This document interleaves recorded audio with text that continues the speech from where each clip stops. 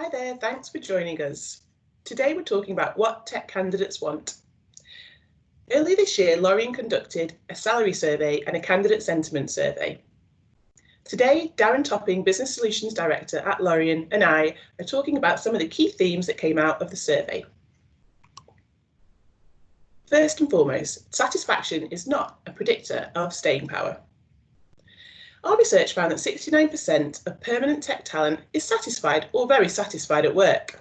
And this level of satisfaction tends to be the case, however you slice the data. But it doesn't mean that employees are in it for the long haul. 85% of employees are likely or very likely to leave their job within 3 years or less, and only 7% plan to stay for life. What does this mean? Darren, are people job hopping more?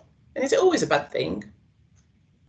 Obviously, COVID has changed the sentiment a little bit from when our research was conducted, but not necessarily in the way that most people think.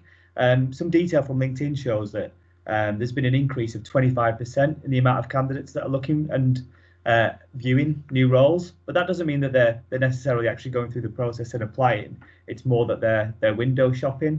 Certainly what we are seeing is that candidates will only formally go into a recruitment process with an organisation if they're really satisfied that they're going to have job security. But to answer the question, I don't think technology workers are job hopping more. I think across society, as newer generations are entering the workforce, they're no longer seeing organisations as jobs for life, and rather see themselves as temporary workers in permanent roles who lend their skills for a certain period of time before moving on. And when they move on, it might not just be for a new organisation. I think people are increasingly doing different roles throughout their career.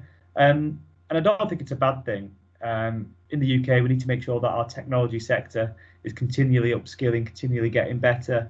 And if candidates are moving roles to work with new technologies, and that helps to bridge the skills gaps that we have, that can only be a good thing. So the job for life is dead or dying, but what can employers do to retain talent for the long term? Well, I can talk, having been at Lorien as long as I have. Maybe, hopefully, that's a job for life. But retention and keeping hold of your tech talent starts with recruiting, assessing new hires properly, for not just for the skill set, but for their culture and their behaviour, and that will get you off to a great start if you're bringing the right people in the first place. But on top of that, tech candidates expect to be able to upskill. So I think employers need to provide them with opportunities to develop their skills and allow them with the freedom to move into different roles within any organisation.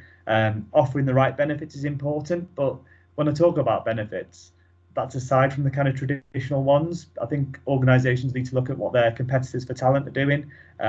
Flexibility and agile working is an absolute must in the world that we find ourselves in.